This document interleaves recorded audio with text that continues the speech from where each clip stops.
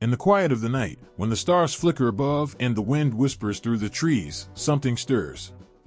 It's a feeling, an awareness that there is more to the world than what meets the eye. In the hearts of indigenous people across the world, this sense of something greater has always been alive, held close through stories passed down for generations. These aren't just tales to entertain or pass the time. They are the very soul of their cultures, rich with meaning, and filled with spirits that speak to the deepest parts of human existence. For indigenous cultures, stories aren't written in books. They live in the voices of elders, in the crackling fire at the center of the village, in the silence of the mountains, the forests, and the rivers. These stories are the breath of their ancestors, a connection to their past, and a guide for the future. From one generation to the next, words have flowed like water, shaping the beliefs and understanding of the world around them. In these tales, every whisper of wind, every rustle of leaves, holds a spirit, a life force that is very real, very present. Phantoms, spirits, and beings from the other side are as much a part of the indigenous world as the earth beneath their feet. They don't just haunt the night, they exist in the very fabric of the day, moving among the living, unseen yet always felt.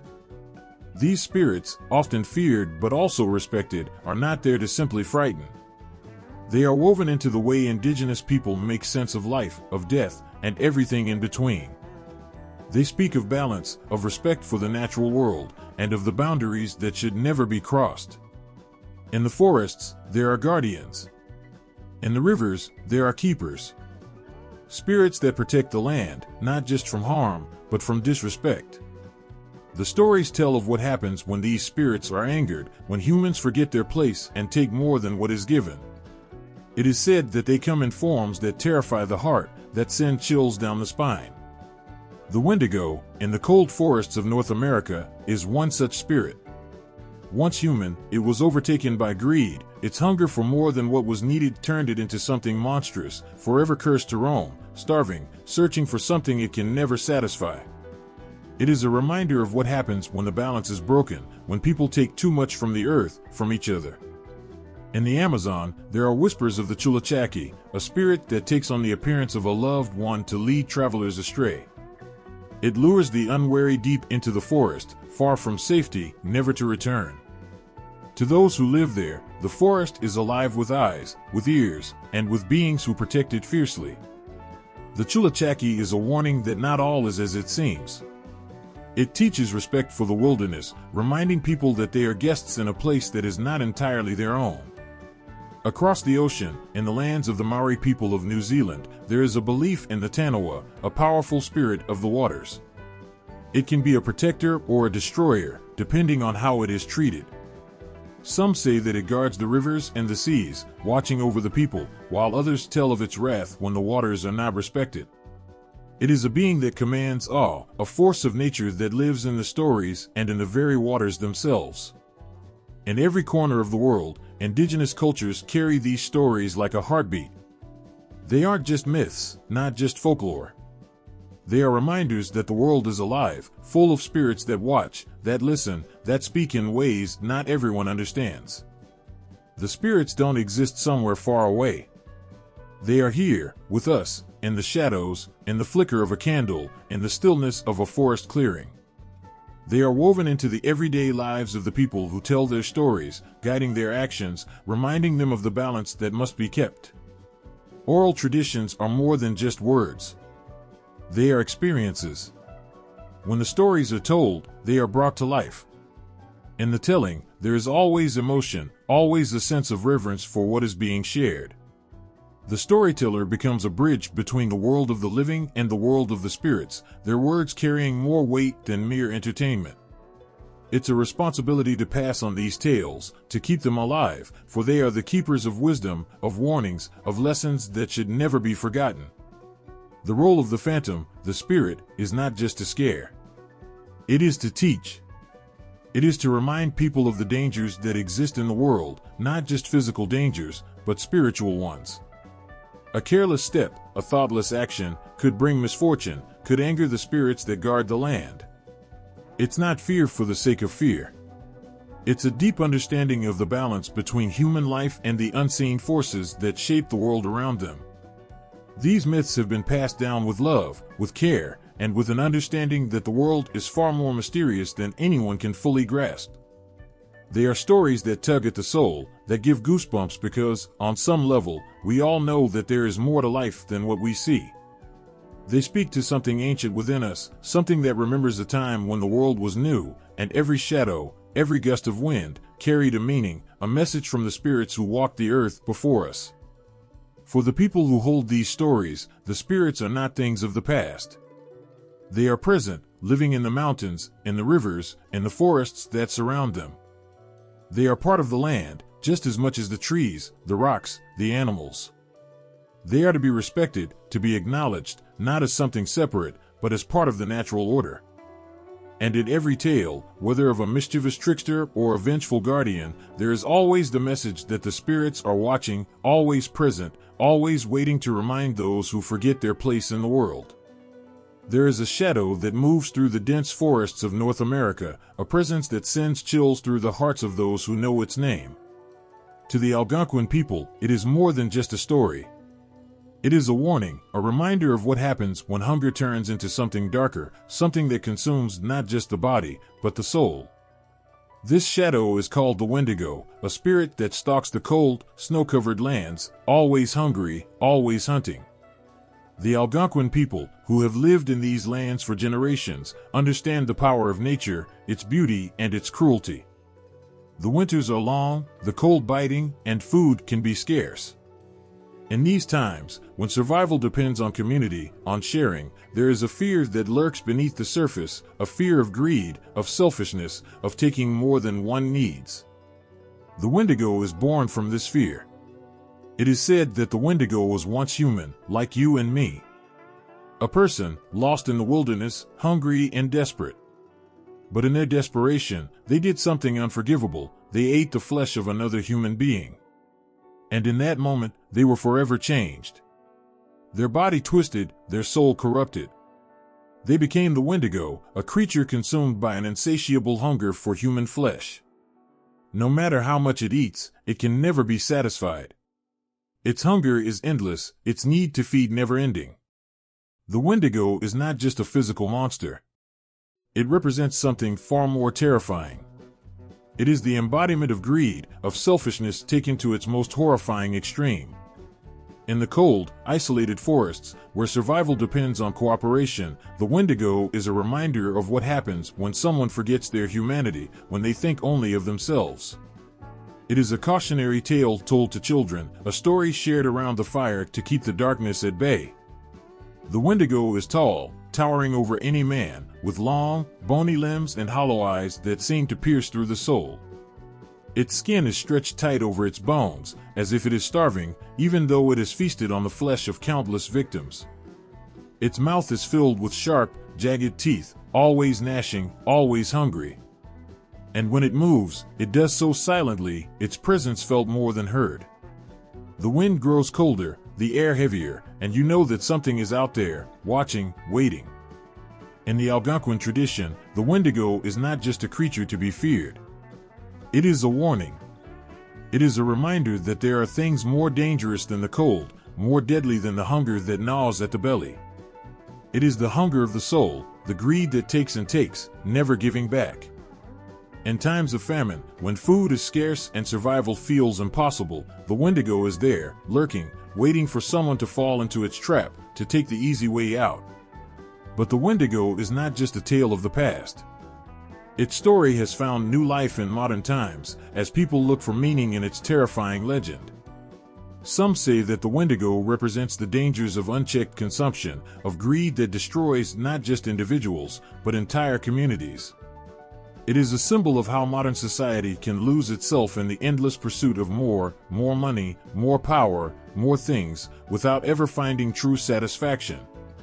There are those who believe that the Wendigo walks among us still, not as a creature of the forest, but as a metaphor for the hunger that lives inside each of us. The hunger for more, the desire to take more than we need, to consume without thinking of the consequences. The Wendigo reminds us of what can happen when we lose sight of what is truly important, when we forget to care for those around us and focus only on ourselves. In psychology, the Wendigo has been interpreted as a symbol of the destructive power of greed and isolation. It shows what happens when a person is cut off from their community, from their humanity. When they turn inward, consumed by their own desires, they risk becoming like the Wendigo, always hungry, always searching for something they can never find. It is a cautionary tale not just for the Algonquin people, but for all of us, a reminder that our choices, our actions, have consequences that reach far beyond ourselves. The legend of the Wendigo has also found its way into popular culture, appearing in books, movies, and television shows. But no matter how it is portrayed, the core of the story remains the same, a tale of a hunger that can never be satisfied, a reminder of the dangers of greed and selfishness. It is a story that strikes at the heart, that sends shivers down the spine, because it speaks to something we all understand. The fear of losing ourselves, of becoming something monstrous, something unrecognizable. The Wendigo is not just a creature of the forest. It is a shadow that lives inside each of us, waiting for the moment when we forget our humanity, when we let our hunger for more take over. It is a reminder that the line between man and monster is thin, that it only takes one wrong choice to cross over into the darkness. The Wendigo is always there, lurking at the edges, waiting for us to give in to our worst instincts. In the cold, quiet forests of the Algonquin people, the Wendigo's presence is still felt. It is a story that has endured through the ages, passed down from generation to generation, as a warning, as a lesson, as a reminder of what it means to be human. It is a story that touches something deep within us, a fear that we cannot shake, because we know that the Wendigo is not just a legend. It is a reflection of the darkest parts of ourselves, the parts that we must always keep at bay. And so, the Wendigo walks through the forests, always hungry, always searching for its next victim. It is a spirit that will never die, because its story lives on in the hearts of the people who remember, who know that the Wendigo is not just a creature of the past, but a warning for the future. The Wendigo is always watching, always waiting, for the moment when hunger turns into something far more dangerous. In the heart of the Amazon rainforest, where the trees stretch high and the air is thick with life, there is a silence that falls when something ancient stirs. It creeps in, unsettling the animals, making the wind still, as though the forest itself is holding its breath. Travelers know this silence well, for it signals the presence of the Chulachaki, a spirit not to be trusted, a shapeshifter who can lead even the most experienced wanderer astray. The Peruvian Amazon is a place of wonder and mystery, but it is also a place of danger. For the indigenous people who call this land home, the forest is alive, filled with spirits that protect its sacredness. Every tree, every river, every shadow hides something unseen. And among these spirits, none is more feared than the Chulachaki. To those who venture too far into the dense, labyrinth-like wilderness, the Chulachaki may appear, disguised as a friend or family member, leading them deeper into the unknown. The Chulachaki is not just a trickster, it is a guardian, a protector of the forest, ensuring that those who enter do so with respect and caution. The stories of this shape-shifting spirit have been passed down through generations of the indigenous people, woven into the very fabric of their relationship with the land. The Chulachaki watches, waits, and when the time is right, it appears. It can take the form of someone familiar, someone you trust, someone you would follow without question. But something is always wrong, something just slightly off. A limp in their step, a strange look in their eyes, or the way their voice doesn't quite sound the same. For those who know the stories, the warnings are clear. If you follow the Chulachaki, you will be lost forever, swallowed by the jungle, never to be seen again. It is said that once it has led you far from the path, it will vanish, leaving you alone, disoriented, surrounded by the towering trees and the endless green. The forest will close in, and the way out will seem impossible to find. The Chulachaki's power lies in its ability to deceive, to make you believe that you are safe, that you are with someone you know and trust. But in reality, it is leading you into a trap. Some say the Chulachaki does this out of mischief, but others believe it serves a higher purpose. The forest is sacred, and those who enter without respect, those who come to take more than they are given, will face the Chulachaki's wrath. The indigenous people of the Amazon know that the Chulachaki is not an evil spirit, but a guardian. It is a part of the forest, protecting it from those who would do harm. To disrespect the land is to invite the Chulachaki into your path. The stories are not just meant to scare children or travelers, they are reminders of the balance that must be maintained between humans and nature. The forest is alive, and the Chulachaki is one of its many protectors. It is said that the Chulachaki can sense the intentions of those who enter the forest. If a traveler comes with pure intentions, with respect for the land and its spirits, they may never encounter the Chulachaki. But if they come with greed, with plans to take from the forest without giving back, the Chulachaki will surely find them. It will appear, taking on the face of a loved one, perhaps a brother, a sister, or a friend, and it will lead them away, deeper and deeper into the wilderness, until they are lost. Some have returned from encounters with the Chulachaki, their minds forever changed. They speak of strange visions, of a forest that seemed to come alive, of a spirit that looked like their closest companion but wasn't. They tell of paths that twisted and turned, of voices calling out to them from the trees, of a feeling that they were being watched, hunted. And when they finally realized the truth, it was too late. The Chulachaki had led them far from the safety of the village, far from the familiar paths, into a part of the forest where no human had ever set foot. But the Chulachaki does not always seek to harm. There are stories of those who were spared, who were tested by the spirit, but allowed to return to their homes. These people speak of a lesson learned, of a newfound respect for the land and its mysteries. They tell of the moment they realized that the person they were following was not who they seemed, and how, in that moment, they stopped, turned back, and found their way home.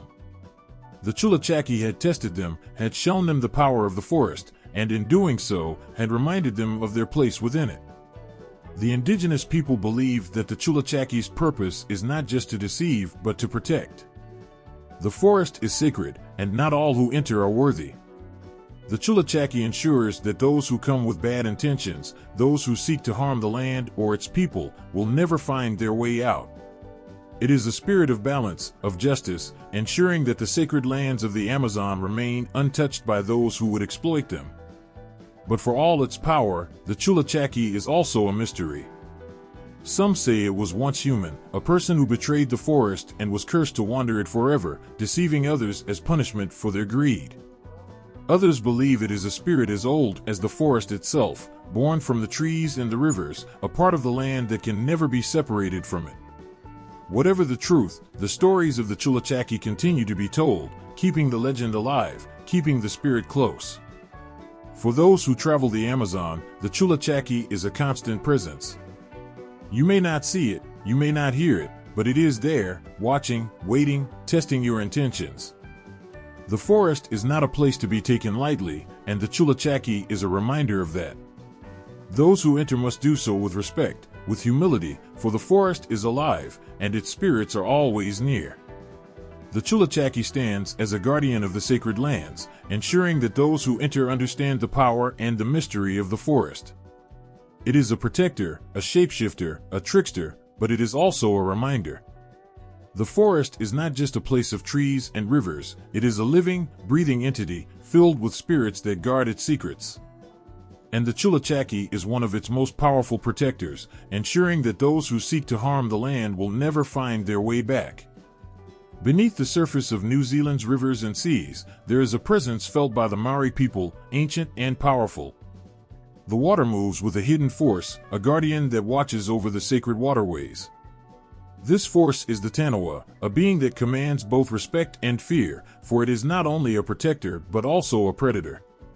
It has existed since time immemorial, woven into the fabric of the land and sea, an ever-present reminder of the delicate balance between humanity and nature. To the Maori, the world is alive, every part of it connected through an intricate web of spirituality. The rivers, the seas, the mountains, all are infused with life, and the Tanawa is a central figure in this belief. It resides in the deep waters, its form shifting between that of a serpent, a dragon, or even a whale-like creature. But whatever shape it takes, its power is undeniable. It watches over tribal lands, standing guard over the waterways, protecting those who respect the land, but punishing those who dare to harm it. The Tanawa's presence is deeply tied to tribal territories.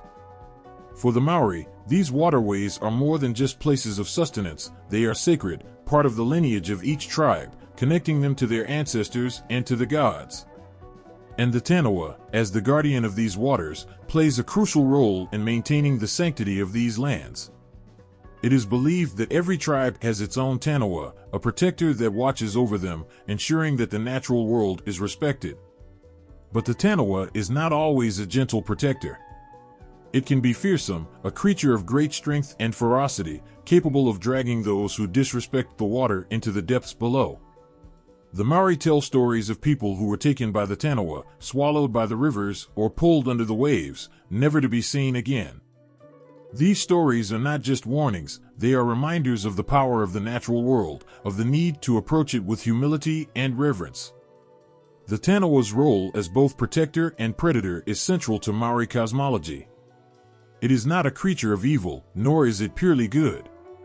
It exists in the space between, embodying the duality of nature itself. The rivers and seas can give life, providing food, water, and transportation, but they can also take life, their currents swift and unforgiving. The Tanawa is this force made manifest, a creature that guards its territory fiercely but can also turn against those who fail to honor the sacredness of the waters. In some stories, the Tanawa is said to have guided the Maori people, helping them navigate the dangerous seas during their voyages. These Tanawa were protectors, ensuring safe passage for the people as they traveled across the vast ocean. They would appear in times of need, rising from the waters to steer the canoes away from danger, their immense powers serving as a shield against the unpredictable forces of the sea. But just as the Tanawa could protect, it could also destroy. If disrespected, it could stir the waters into a violent frenzy, sending waves crashing down, capsizing boats, and claiming lives.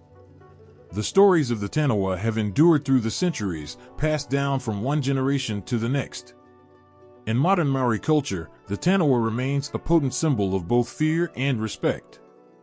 Its presence is acknowledged in many aspects of life, from the naming of places to the rituals performed by the tribes.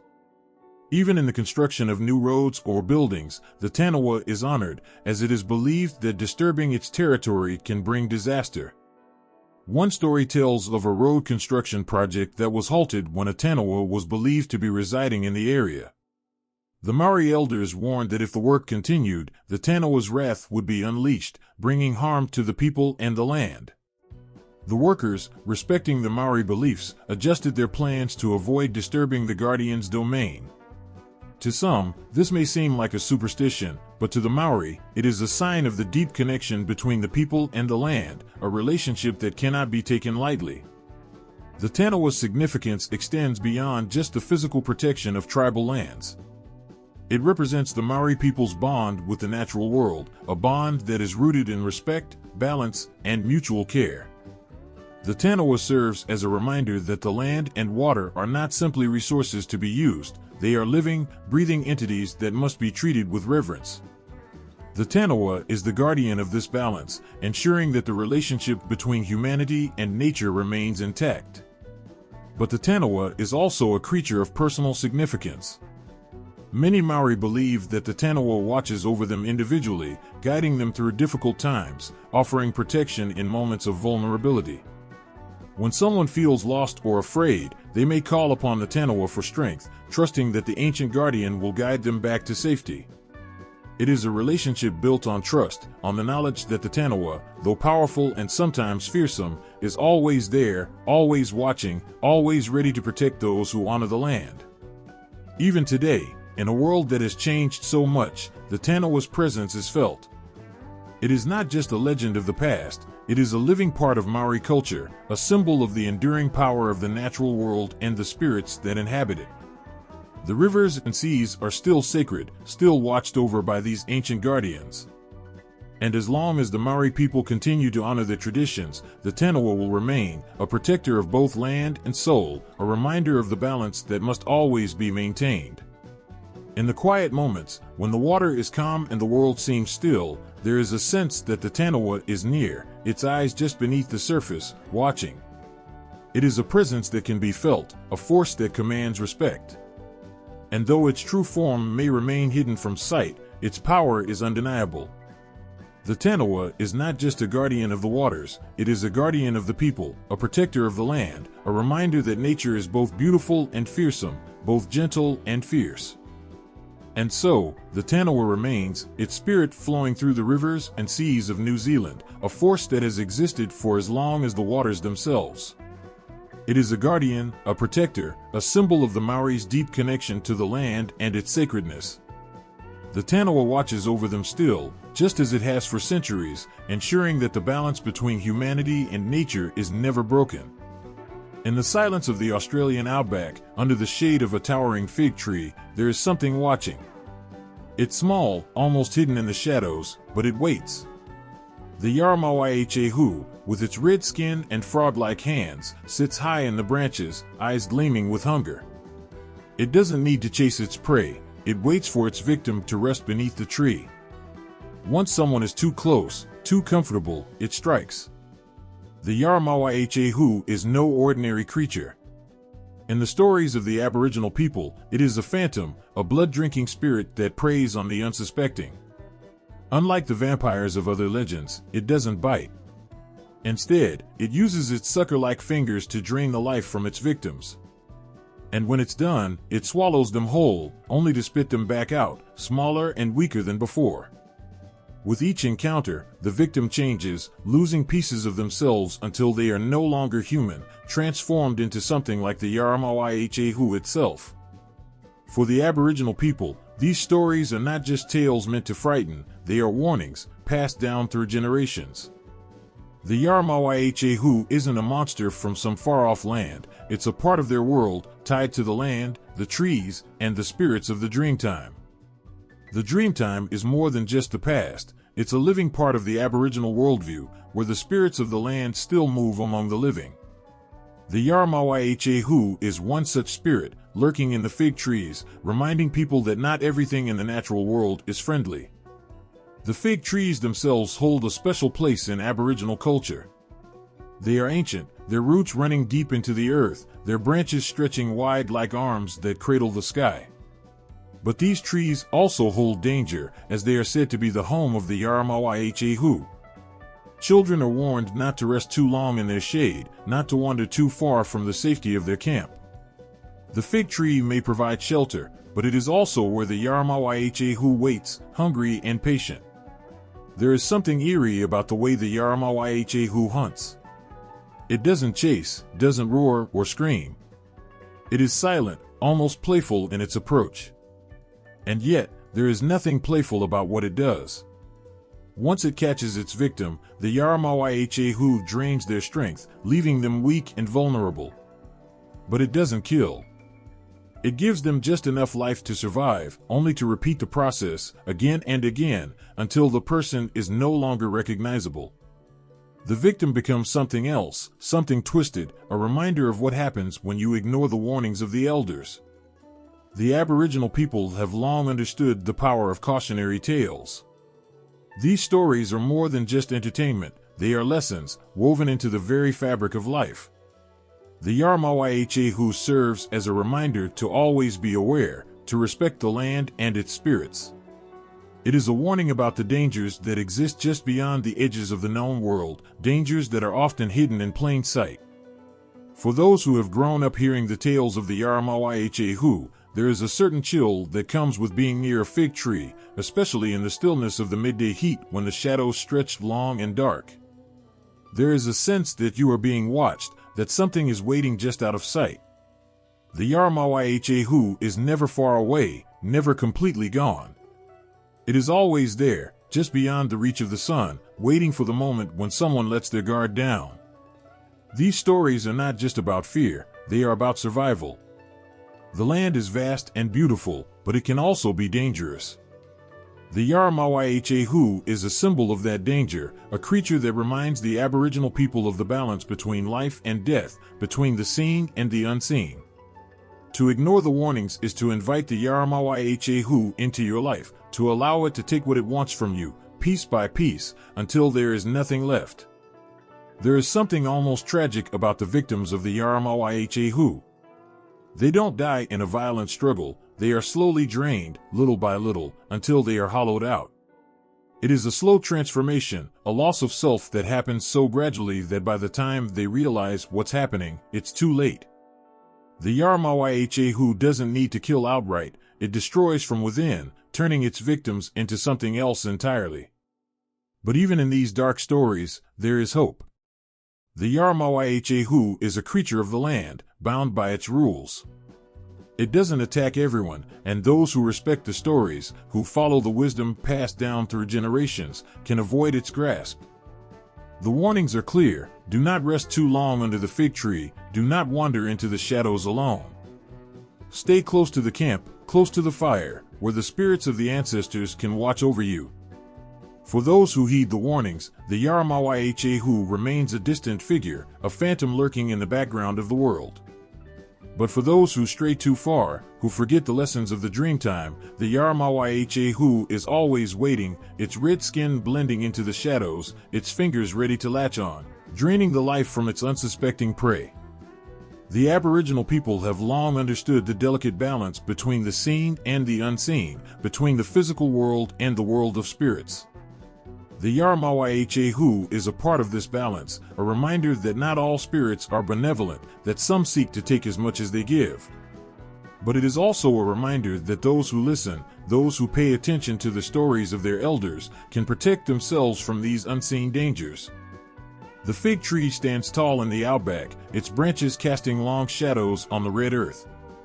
To the untrained eye, it is just a tree, offering shade and shelter from the scorching sun. But to the Aboriginal people, it is more than that. It is the home of the Yarmawyahu, a place where the boundaries between the physical world and the spirit world blur. It is a place of danger, a place where the small, red-skinned phantom waits, patient and hungry, for its next victim. And so, the story of the Yarmawyahu continues to be told, a tale of caution and respect, a reminder that the land is alive with spirits, both kind and cruel. The Yarmawyahu is always there, watching from the branches, waiting for the moment when someone forgets the old ways and steps too close to its hidden lair.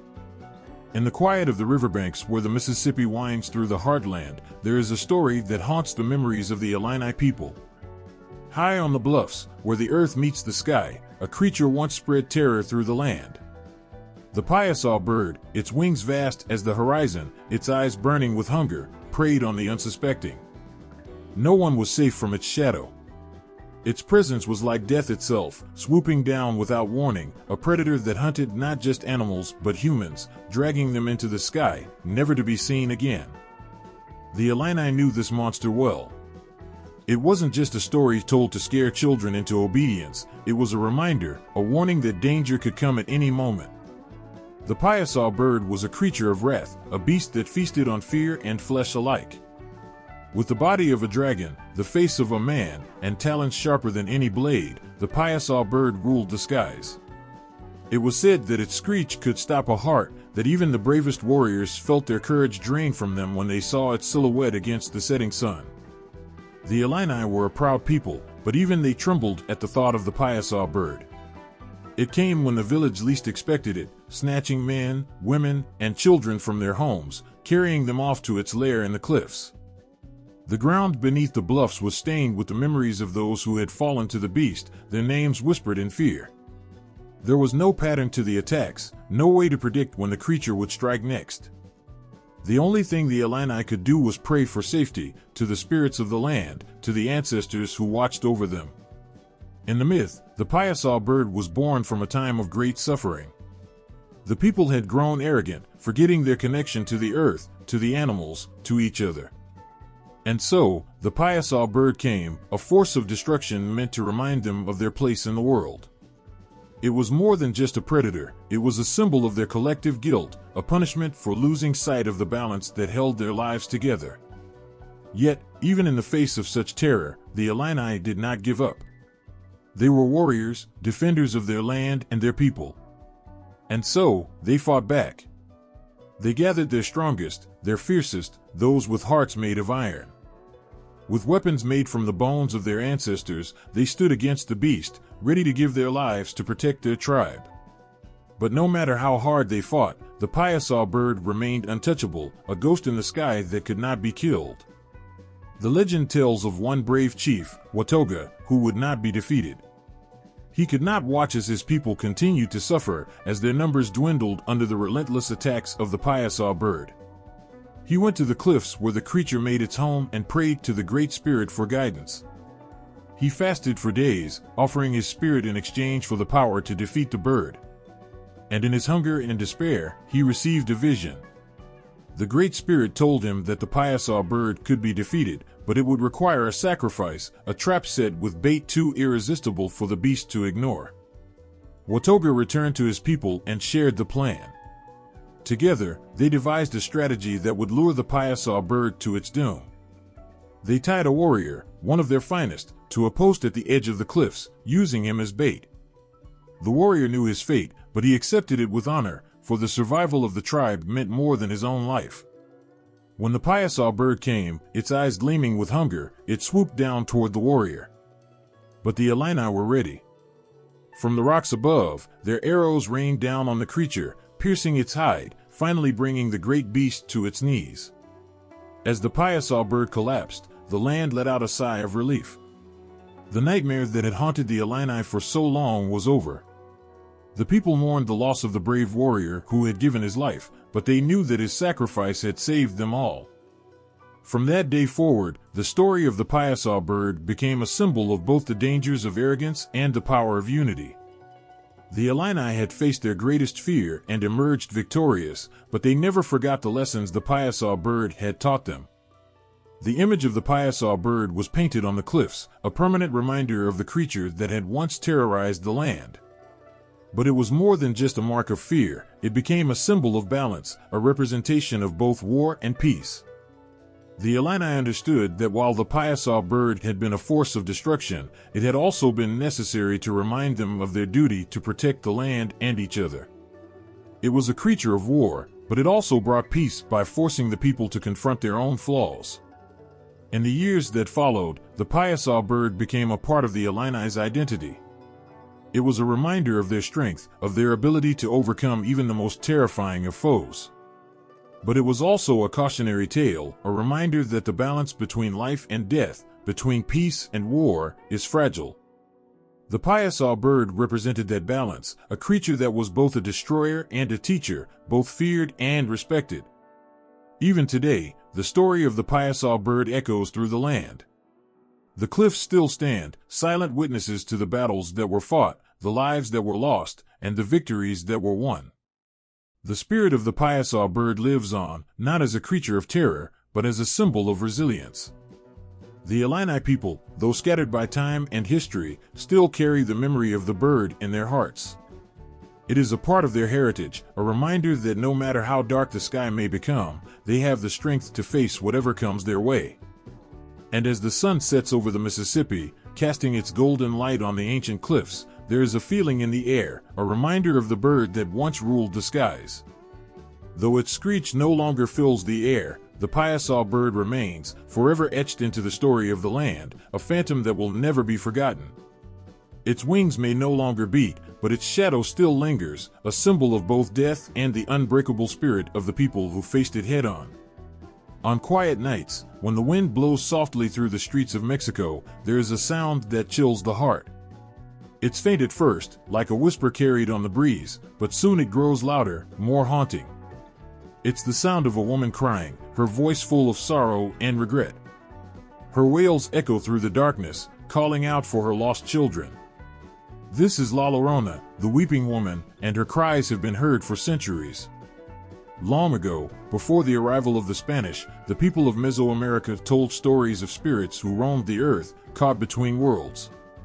Among these stories was one of a woman, once beautiful and beloved, who had lost everything.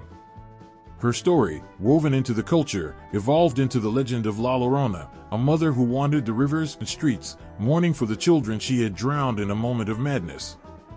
No one knows her real name, but everyone knows her pain.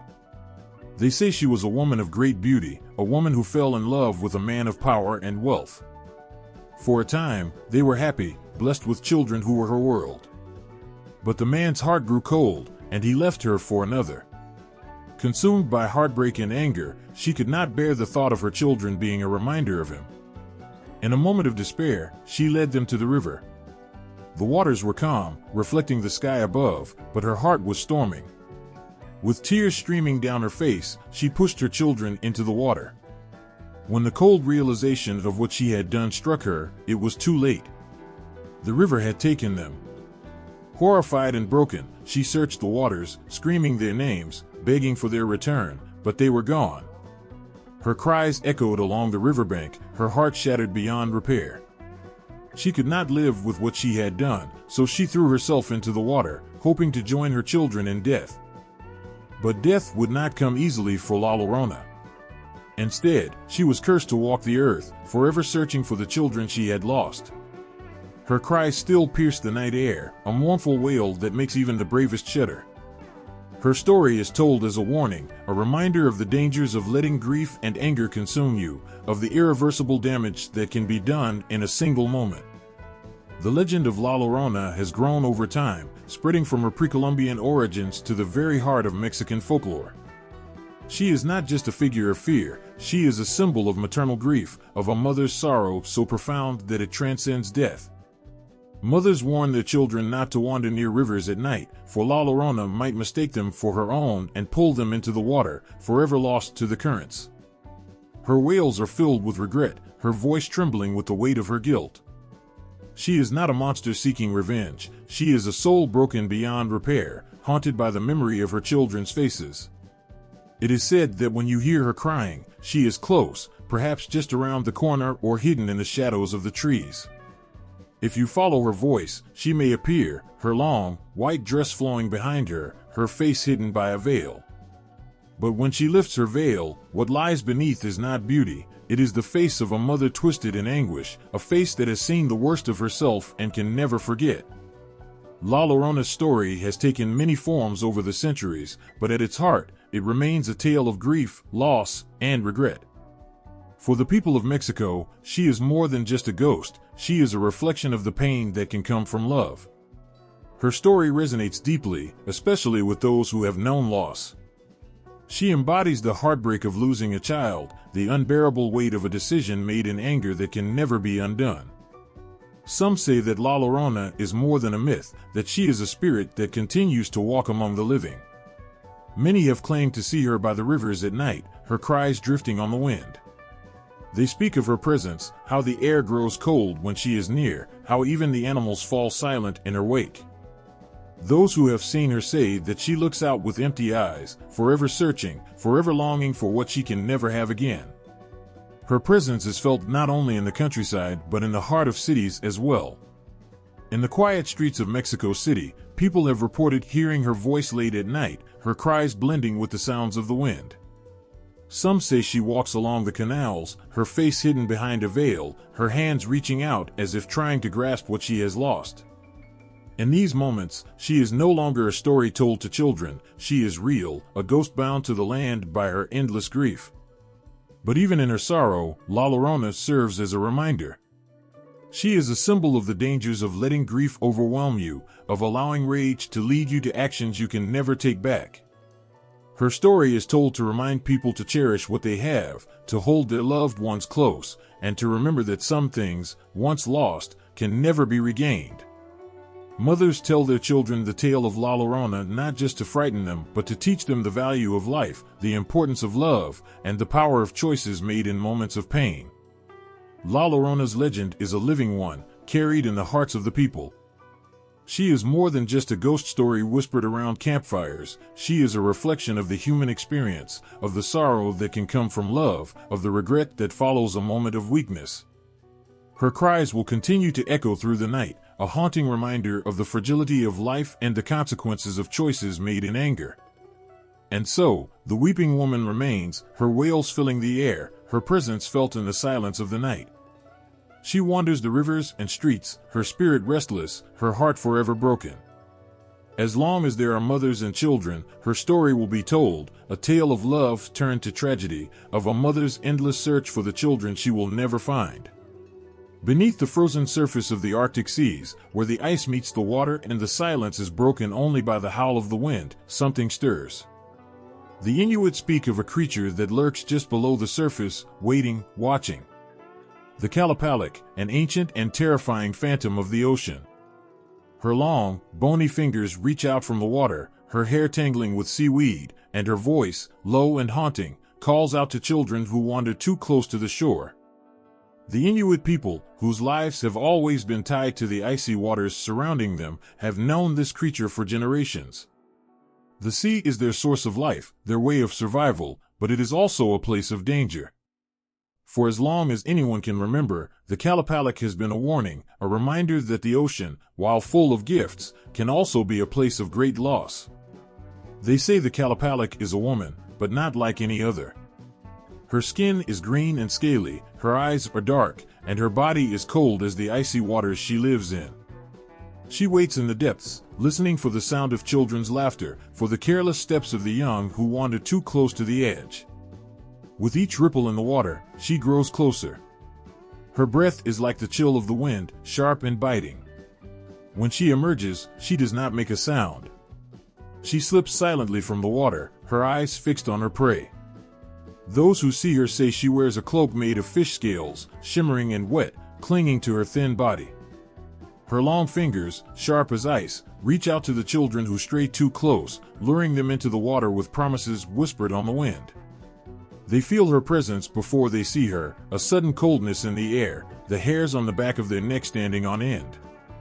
And then, without warning, she pulls them under, down into the dark, cold sea, where they are lost forever. But the Kalapalik is not just a tale of terror. To the Inuit, she serves as a reminder of respect for the ocean, for nature, for life itself. The Arctic is a place of beauty and danger, and the Kalapalik is both a protector and a predator, teaching lessons to those who would forget the power of the sea. Children are warned from a young age to stay away from the water's edge, to listen to the wisdom of their elders, for the Kalapalik is always watching. Her voice is like the wind, calling softly to those who are tempted to stray. Sometimes, she sings, her voice carrying over the waves, sweet and mournful. It is said that the children who hear her song cannot resist, that her music wraps around their hearts like the cold of the water, drawing them closer and closer until they are lost to the depths. For those who have ignored the warnings, there is no escape. Once the Kalapalik has chosen you, her icy grasp will pull you down into the darkness where the light of day cannot reach.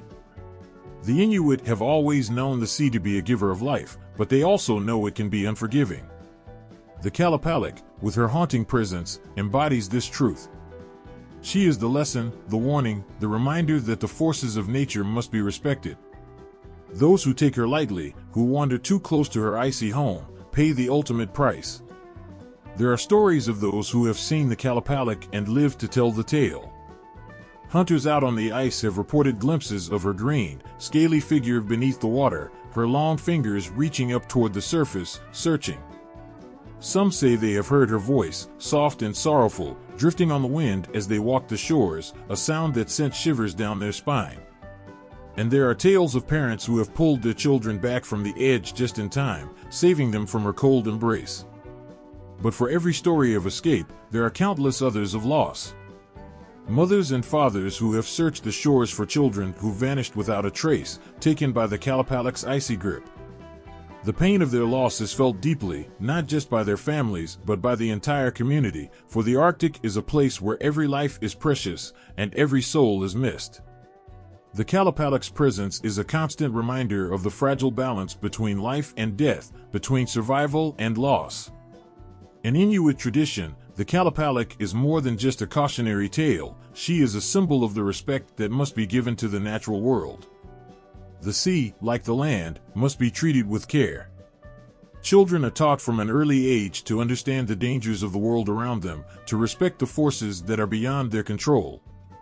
The Kalapalik's role in their stories is to ensure that this respect is never forgotten. Her legend has persisted through the generations, passed down from parent to child, her icy grip still feared, her voice still heard in the wind.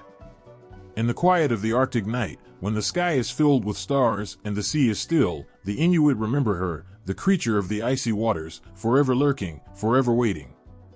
And as they listen to the sound of the waves, they know she is still there, watching, waiting for the next child to wander too close. To this day, the Kalapalik remains one of the most feared and respected figures in Inuit mythology. Her presence is woven into the fabric of the culture, a reminder that the Arctic is not a place for the careless or the unwise. The lessons she teaches are harsh, but necessary, for the sea is both life and death, and those who live by it must never forget the power it holds. And so, the children of the Inuit grow up knowing her name, knowing her story, and understanding the lesson she brings. They keep their distance from the water's edge, for they know that beneath the surface, where the light fades and the cold grips, the Kalapalik waits. Her eyes, dark and unfeeling, search for those who would forget the warnings. And when they do, she is ready, her long fingers reaching out to pull them into the depths, where they will be lost forever. In the dense forests of the Wampanoag people, where shadows seem to move with a life of their own, there is a small, mysterious figure lurking. His name is Pukwudgie, a mischievous spirit as ancient as the trees themselves. Though tiny in size, the Pukwudgie holds incredible power, and to cross paths with him is to tread a dangerous line between amusement and disaster. The Wampanoag have long whispered of this spirit, speaking his name with both caution and respect.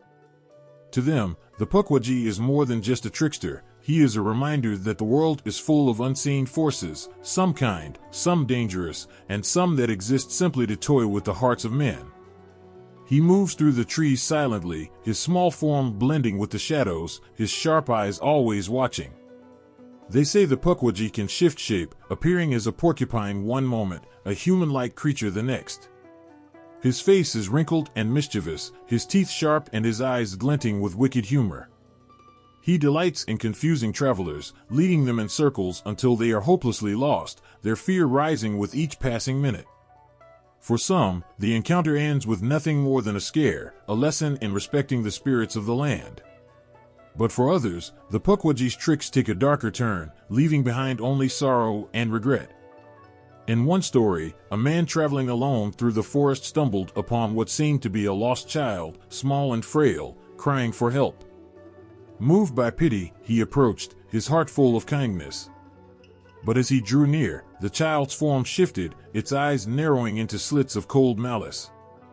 Before the man could react, the Pukwudgie had vanished, and the man found himself hopelessly lost, the trees around him unfamiliar, the path he had followed now gone. Hours turned into days, and the forest, once full of life, became a prison of silence and shadows. When he was finally found, his hair had turned white, his eyes hollow with fear. The Pukwudgie loves to test the limits of human pride, especially those who believe they are immune to the power of the unseen. Hunters, warriors, even the most respected elders have found themselves victims of his tricks. The Wampanoag teach their children to respect the Pukwudgie, not out of fear alone, but as a reminder of the delicate balance between the human world and the world of spirits. To take the land, the animals, or the spirits for granted is to invite the Pukwudgie's wrath. But there is more to the Pukwudgie than simple mischief. In many stories, he appears as a guardian, watching over the land and ensuring that the Wampanoag respect the sacred places where spirits dwell. He has been known to lead people away from danger, his tricks serving as warnings rather than punishment. Those who treat the land with respect, who honor the spirits, are sometimes spared his more dangerous games. Instead, they find themselves guided safely through the forest, the Pukwudgie's presence felt only in the sudden sense of ease, the path ahead suddenly clear. Despite his small size, the Pukwudgie is feared for his powers. He can control fire with a flick of his fingers, making flames dance in the night to confuse and terrify. He can cause arrows to miss their mark, making hunters believe they are cursed.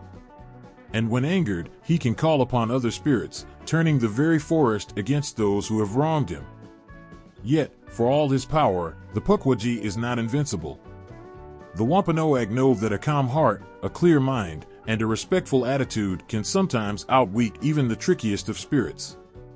Throughout Wampanoag history, the Pukwudgie has appeared not just as a warning but as a symbol of the complexities of life.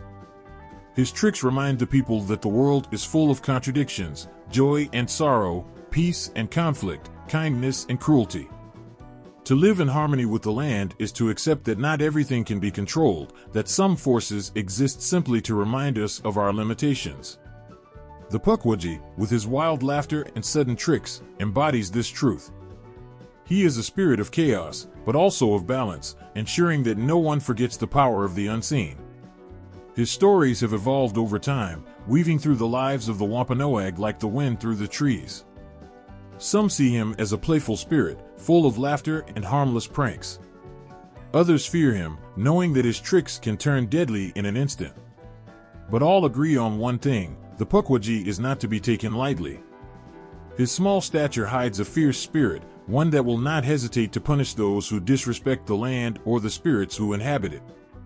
Even in modern times, the Pukwudgie's presence is still felt. Stories of strange encounters in the forests, of sudden disorientation or eerie laughter echoing through the trees, are still told. Some claim to have seen him, darting between the trees, his small figure just visible in the corner of their eye. Others speak of objects moved, of fires suddenly extinguished, of paths that lead nowhere. The Pukwudgie, it seems, has not faded with time. He remains a living part of Wampanoag culture, his tricks as sharp and his presence as unsettling as ever. To the Wampanoag, the Pukwudgie is not just a trickster, he is a reminder that the world is full of mysteries, that not everything can be explained or understood. His laughter echoes through the forests, a sound both joyful and chilling, a reminder that the spirits are always watching, always waiting. And those who forget, who wander too far into the unknown, may find themselves at the mercy of the Pukwudgie's mischievous, and sometimes deadly, games. On the edge of a still, shadowy lagoon, where the water lies so calm it seems to hold its breath, there lurks a phantom from ancient Aboriginal legends, the Bunyip. This creature, whose name sends shivers down the spine, is a symbol of fear and mystery, a guardian of the sacred waterways, and a reminder of the dangers that lie hidden beneath the surface. For centuries, the Aboriginal people have spoken of the Bunyip, a mysterious entity said to haunt the lakes, rivers, and billabongs of Australia. Descriptions of the Bunyip vary widely, depending on the story and the region. Some say it has the body of a large seal, with a head like a horse and tusks like an elephant. Others describe it as a creature with a long, serpentine body, covered in fur, with eyes that glow like coals in the dark. Regardless of its form, the Bunyip is always depicted as a fearsome, otherworldly presence, lurking just below the water's surface. The fear of the unknown is a powerful force, and the Bunyip embodies this fear. The Aboriginal people have long believed that the Bunyip guards the sacred waterways, protecting them from those who would disrespect or desecrate these important places. To the Aboriginal people, the waterways are not just sources of life, they are sacred, imbued with spiritual significance. The Bunyip serves as a reminder of the reverence owed to these waters and the spirits that dwell within them. Stories of the Bunyip's terrifying presence are passed down through generations, each tale adding to the creature's mystique. One common story tells of a group of children who, ignoring warnings, ventured too close to a lagoon. The water grew dark and choppy, and a deep, guttural growl echoed from beneath the surface. The children fled in terror, and though they never saw the Bunyip, they felt its chilling presence and knew they had narrowly escaped its wrath. The Bunyip's role as a guardian is not merely one of terror. It serves as a potent symbol of the need to respect nature and its boundaries. The stories and warnings about the Bunyip are intended to teach respect for the natural world and to instill a sense of caution when approaching sacred sites. The Bunyip's presence in these stories serves as a powerful deterrent, ensuring that the waters remain untainted and that the sacredness of these places is preserved. In modern times, the legend of the Bunyip continues to captivate the imagination. Sightings of the creature, whether genuine or hoaxes, are reported from time to time. Some claim to have seen strange shapes moving beneath the water, or to have heard eerie, unearthly sounds coming from the depths. These reports keep the legend alive, blending the line between myth and reality. Researchers and enthusiasts have attempted to explain the Bunyip's existence with scientific theories, suggesting that the creature might be a misidentification of known animals or a relic of ancient prehistoric creatures. Yet, despite these attempts at rational explanations, the mystique of the Bunyip endures. For many, the creature remains a symbol of the wild, untamed forces of nature, a reminder that some mysteries are meant to remain unsolved. The bunyip is also a potent symbol in popular culture, representing the deep-seated fear of what lies hidden and unknown. In books, movies, and folklore, the bunyip is depicted as a creature that elicits both fascination and dread. It continues to capture the imaginations of those who hear its tales, reinforcing the idea that there are still unknowns in the world that defy explanation and understanding. For the Aboriginal people, the bunyip remains a powerful figure, embodying the ancient belief that the natural world is alive with spirits and forces that are beyond human control. The creature serves as a living reminder of the need to approach nature with respect and humility, acknowledging that the waters and lands are not ours to exploit but to honor and protect. The bunyip's legend is more than just a story, it is a part of the living heritage of the Aboriginal people, woven into the fabric of their cultural beliefs. It speaks to the deep connection between the people and the land, and to the enduring respect for the spirits that inhabit it. Through its tales, the bunyip teaches that even in the modern world, the mysteries of nature are to be respected, and the unseen forces that dwell within it are not to be taken lightly. As long as the waters remain still and the shadows linger on the edge of the lagoons, the bunyip will continue to guard the sacred places and to remind those who come near of the ancient, powerful forces that lie just beneath the surface. And so, the legend lives on, a chilling echo of the unknown, and a testament to the enduring power of myth in our understanding of the world. In the dense, whispering forests of North America, where the trees stand like ancient sentinels, there is a giant whose legend stretches across the land. The Sasquatch, often known as Bigfoot, is a creature shrouded in mystery and awe. For centuries, Native American tribes have spoken of this enormous being, a giant covered in fur, walking silently through the woods. The Sasquatch is more than just a mythical beast, it is a powerful symbol in Native American myths and traditions.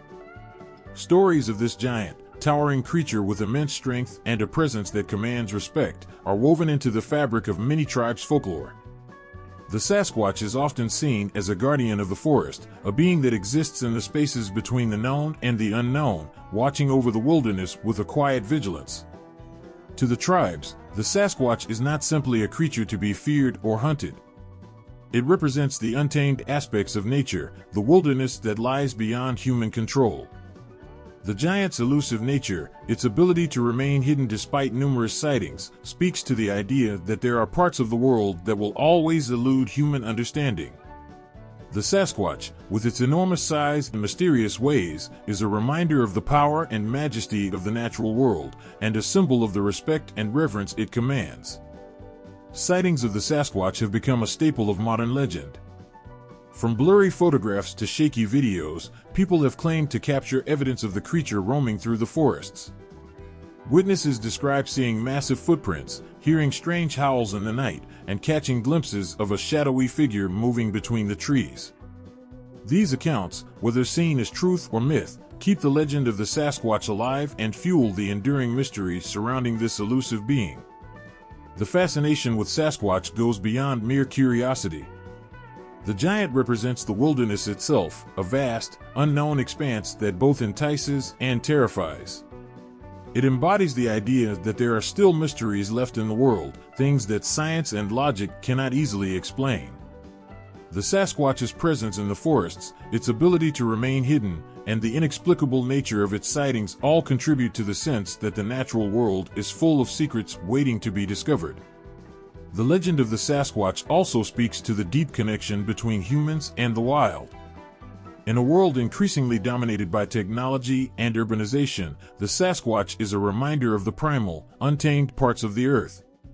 It evokes a sense of wonder and respect for the natural world, highlighting the idea that there are forces and beings beyond our comprehension. The giant's mysterious nature serves as a call to protect and honor the wilderness, acknowledging that there are aspects of nature that should remain untouched and revered. For Native American tribes, the Sasquatch is not merely a figure of folklore, it is a spiritual symbol that reflects their relationship with the land. The giant is seen as a guardian of the forest, a protector of the sacred spaces where the spirit world and the physical world meet. Stories of Sasquatch often emphasize its role in maintaining balance and harmony in nature, reminding people to live in respect and harmony with the environment. The mystery of the Sasquatch endures because it taps into something fundamental about human nature, the desire to believe in the extraordinary, to find meaning in the unknown, and to connect with something larger than ourselves. The giant of the North American forests, with its massive size and elusive presence, continues to capture the imagination and evoke a sense of awe. It stands as a powerful symbol of the wilderness, a reminder that some mysteries are meant to remain beyond our grasp, and that the natural world still holds wonders waiting to be discovered. In every whisper of the forest, and every shadow that moves between the trees, the legend of the Sasquatch lives on. It is a testament to the power of myth and the enduring allure of the unknown. The giant remains a symbol of the wilderness, a creature that embodies the mysteries of nature and the deep connection between humans and the wild. And as long as the forests stand, the Sasquatch will continue to roam their depths, a living legend and a reminder of the untamed, awe-inspiring power of the natural world. When the moon casts its pale light over the lush, tropical islands of Hawaii, a haunting echo of ancient footsteps can be heard, footsteps belonging to the night marchers. These are no ordinary footsteps. They belong to the spirits of ancient warriors, whose spectral forms drift through the darkness, eternally marching in a procession that commands both awe and fear.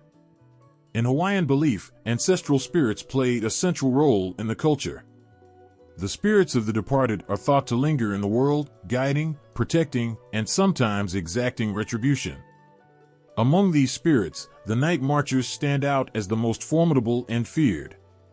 They are said to be the ghosts of ancient Hawaiian warriors who once defended their lands and now roam the islands in a ghostly parade.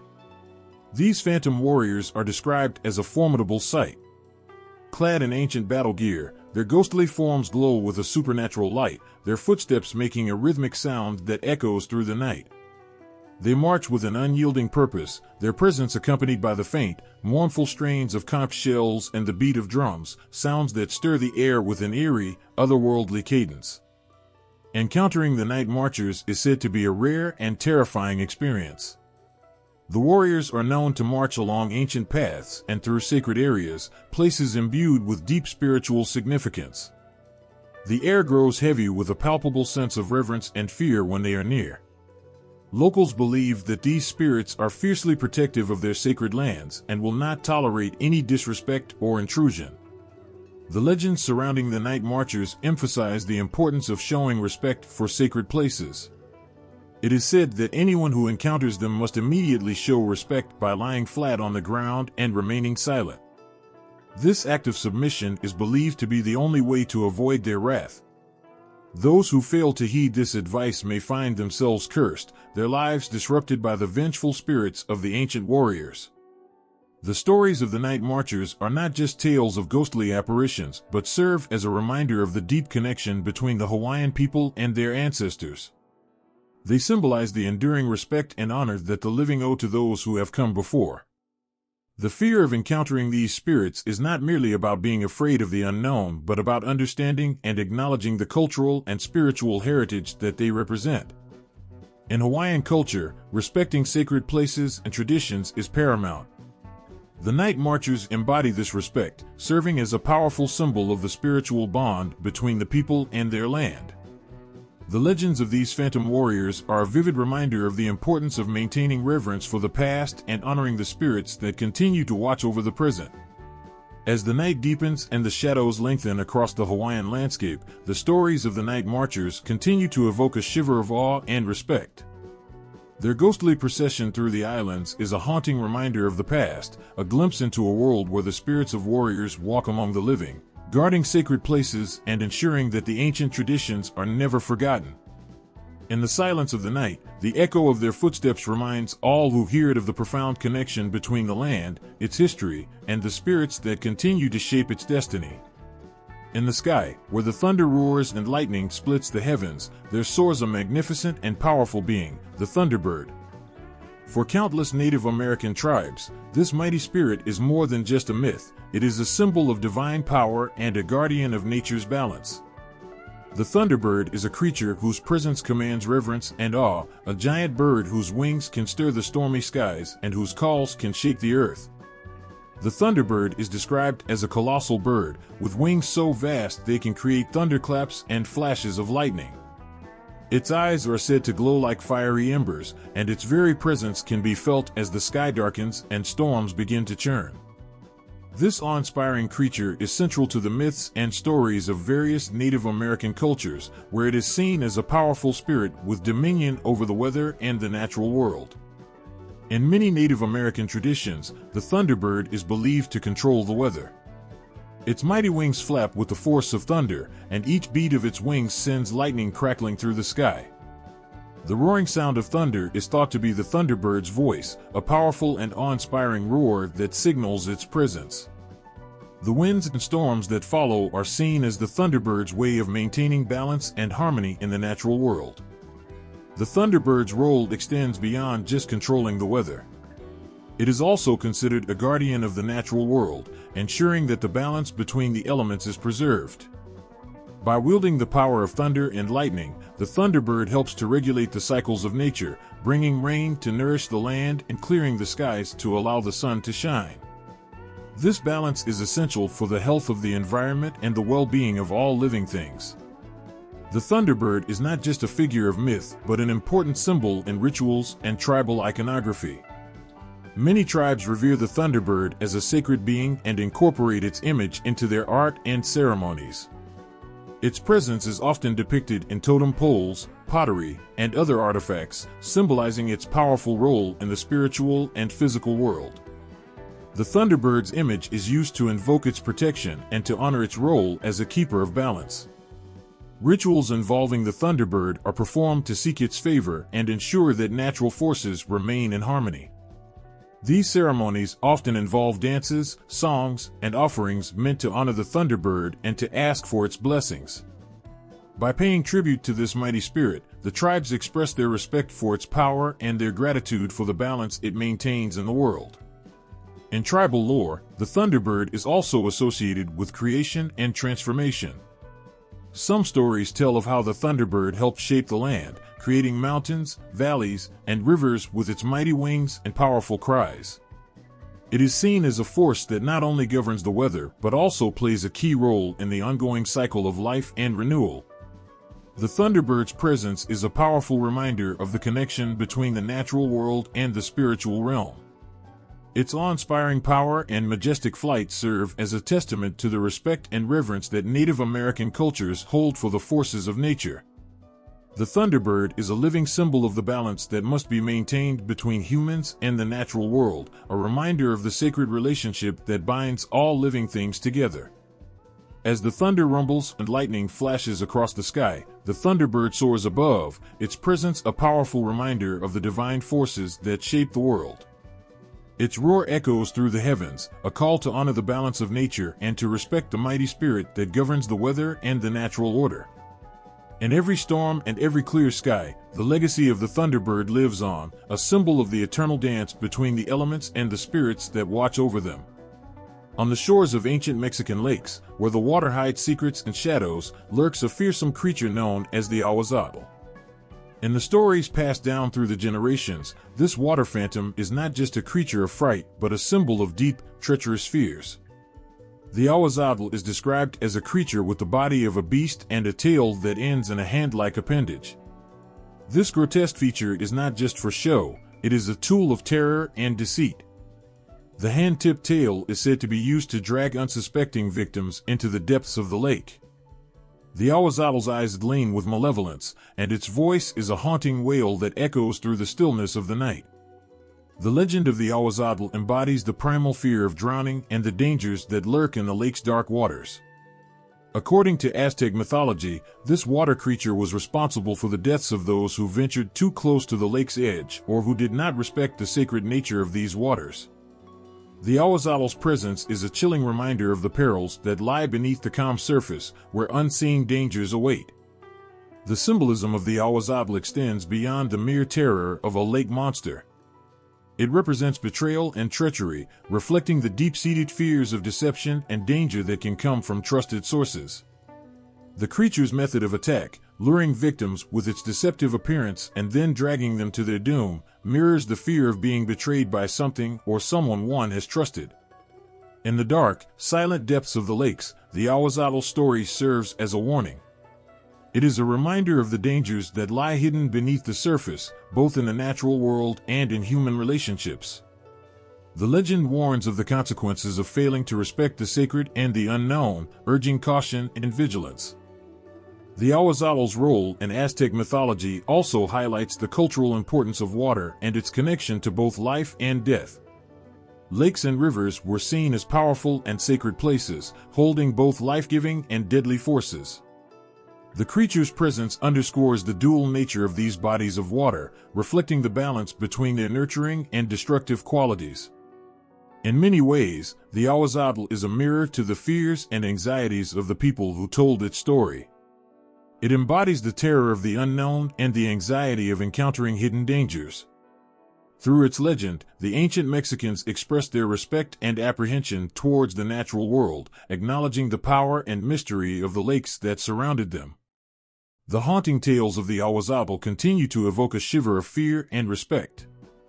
Its legacy lives on in the dark, shadowy depths of the lakes, where the echoes of its cries and the ripples of its movements remind all who hear them of the dangers that lie beneath the surface. The Ahuehuatl stands as a powerful symbol of betrayal, treachery, and the ever-present threat of the unknown. In the stillness of the night, when the waters of the lake are calm and silent, the story of the Ahuehuatl serves as a chilling reminder of the dangers that lurk just beneath the surface, waiting to be revealed. In the dark and shadowy corners of Filipino folklore, a chilling figure lurks, one that preys on the very essence of human compassion. This figure is the Tiyanak, a deceptive spirit that mimics the cries of an innocent baby. The sound of a baby's wail in the dead of night can be heart-wrenching, but when that cry comes from the Tiyanak, it is a siren call to danger and deceit. The Tiyanak, in Filipino indigenous beliefs, is more than just a ghost. It is a malevolent being with a chillingly effective disguise. It appears as a small, crying child, drawing unsuspecting people into a false sense of security. When someone hears the plaintive cries of a baby in the forest or at the edge of a village, their instinct is to respond with care and concern. Yet, this seemingly innocent cry is a trap laid by the Tiyanak, who uses it to lure victims into its grasp. The legend of the Tiyanak is deeply rooted in Filipino oral traditions, where stories of this spirit have been passed down through generations.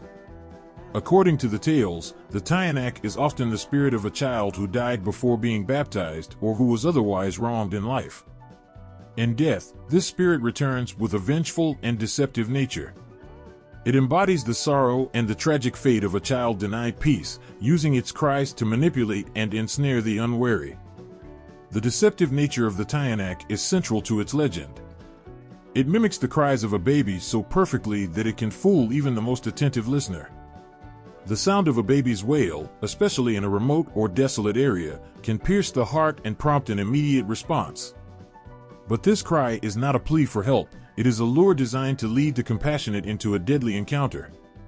When someone approaches the source of the cry, they often find themselves face to face with the Tiyanak in its true, terrifying form, revealed to be a grotesque, malevolent spirit.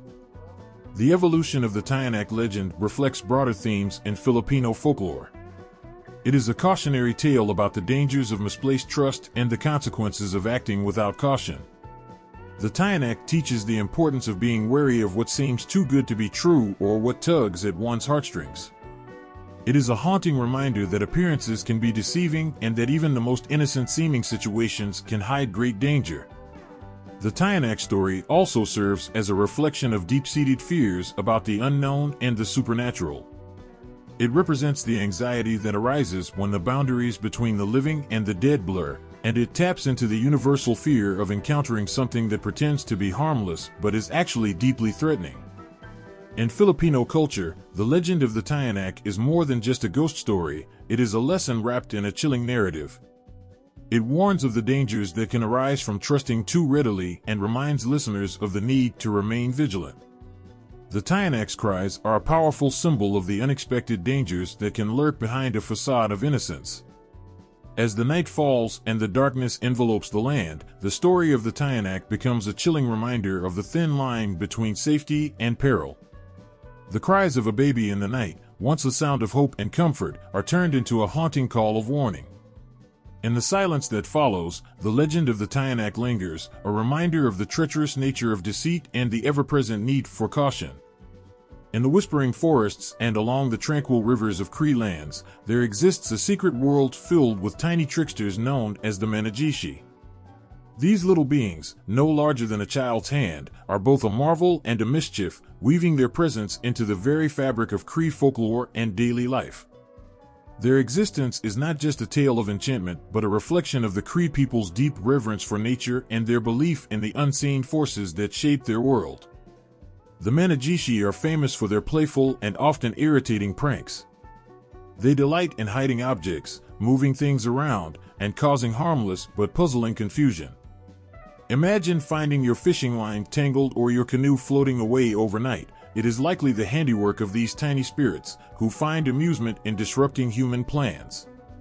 Their pranks are not meant to harm, but to remind people of their presence and the delicate balance between humans and nature. These mischievous spirits are more than just troublemakers, they are a part of the Cree worldview that emphasizes living in harmony with the natural world. The Managishi's playful nature embodies the idea that the natural world is alive with spirits, each with its own role and personality. To the Cree, every element of nature, from the tallest tree to the smallest stream, has a spirit that deserves respect and acknowledgement. The Managishi, with their tiny, impish ways, are a reminder of the countless unseen forces that interact with the physical world. The Cree people's cultural history is rich with stories that highlight their deep connection to the environment.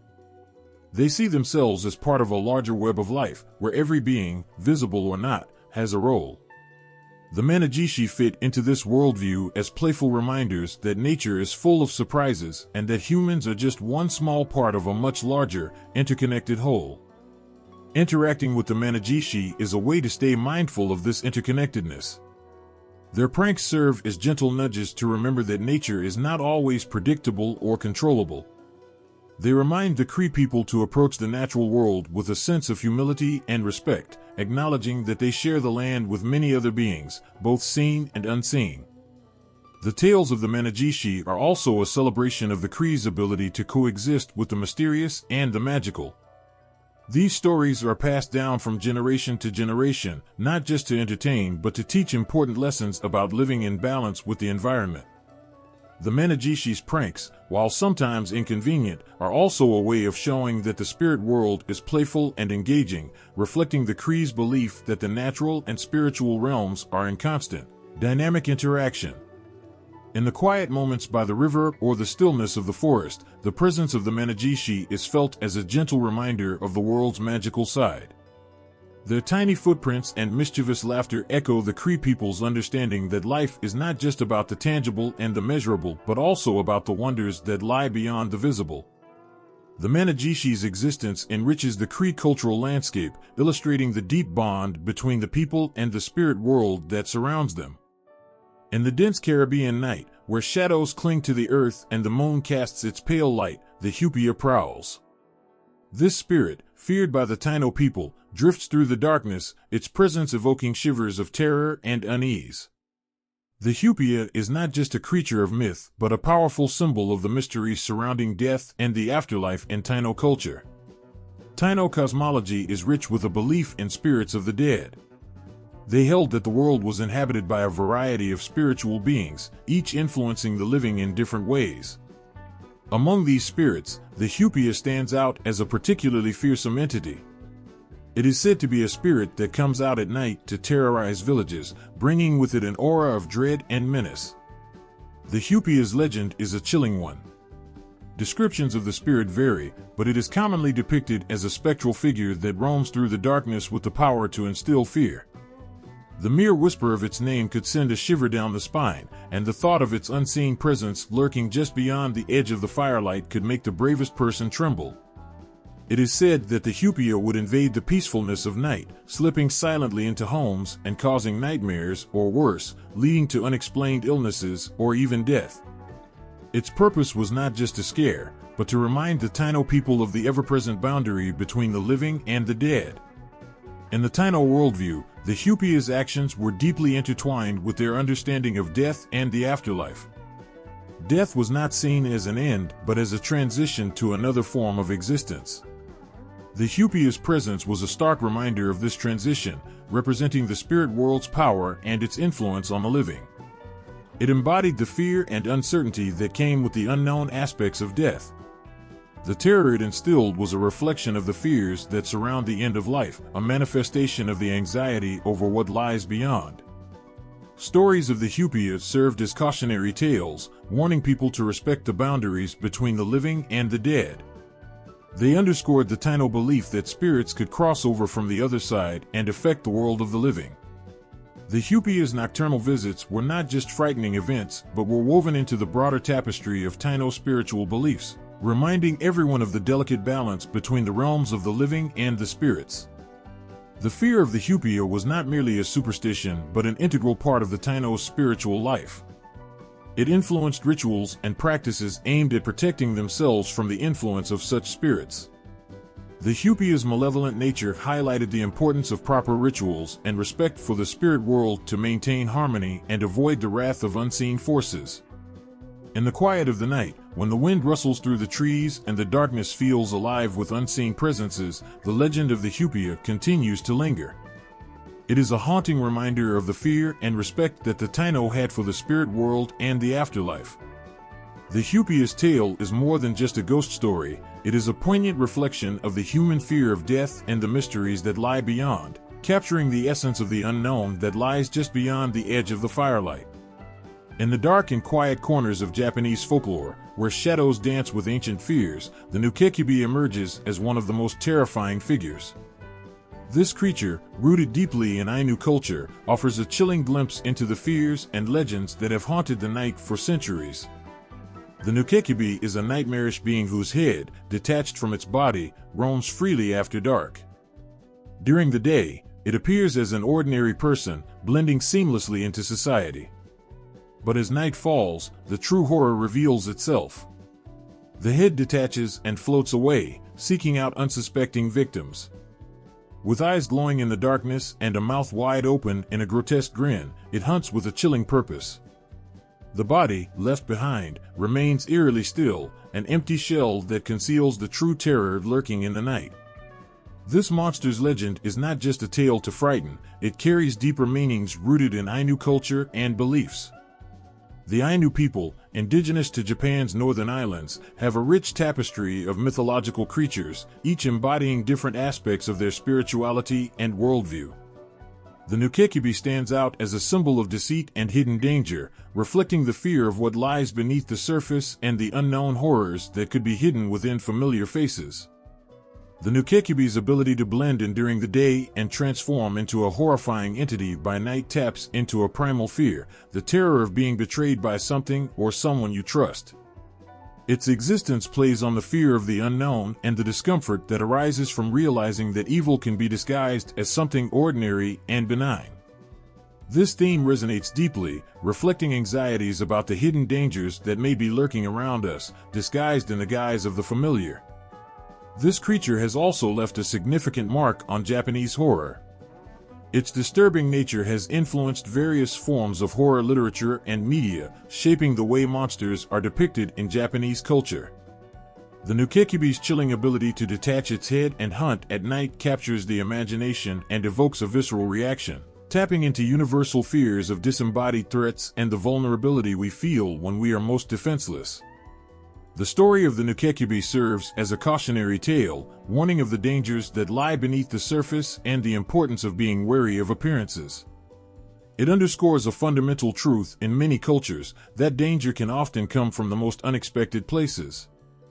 By embodying the fear of hidden threats, the Nukekibi remains a powerful figure in Japanese folklore, reminding us that the night is not just a time of rest, but a realm where the most terrifying creatures can roam freely, waiting for the darkness to reveal their true, horrifying selves. In the quiet of the night, when the world falls into a restless slumber, the legend of the Nukekibi reminds us of the primal fears that dwell within us. Its story is more than just a ghost tale, it is a haunting reminder of the hidden dangers that can lurk just out of sight, waiting to emerge in the dead of night. In the heart of Brazil's lush and untamed jungle, where the canopy hides secrets and whispers of the wild, the Curupira reigns as a guardian of the forest. This mystical spirit, central to Tupi beliefs, represents the raw and untamed power of nature, embodying the deep connection between the Tupi people and the land they call home. The Curupira is not just any spirit, it is a fierce protector of the forest, renowned for its unusual and striking appearance.